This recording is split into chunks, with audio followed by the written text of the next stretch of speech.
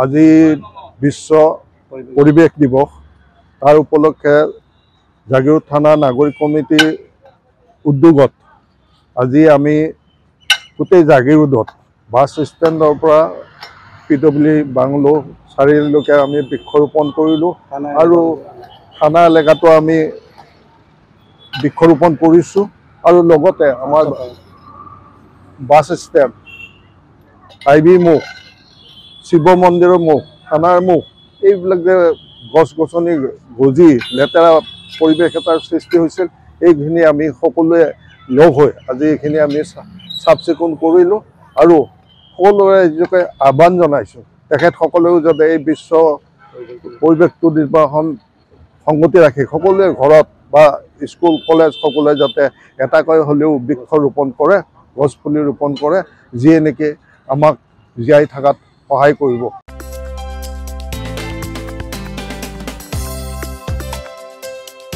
আপোনাৰ ঘৰখন আৰু অফিচ চালে চকুৰুৱাকৈ সজাওক। আজি আহক সকলো ধৰণৰ অত্যাধুনিক ফাৰ্নিচাৰৰ বাবে চিটি ফাৰ্নিচাৰ 6 মাইল গুৱাহাটী। আমাৰ ঠিকনা 6 মাইল পাঞ্জাবাৰী ৰোড পুৰবিদাৰীৰ সন্মুখত গুৱাহাটী। আমাৰ যোগাযোগ নম্বৰ 9435013969।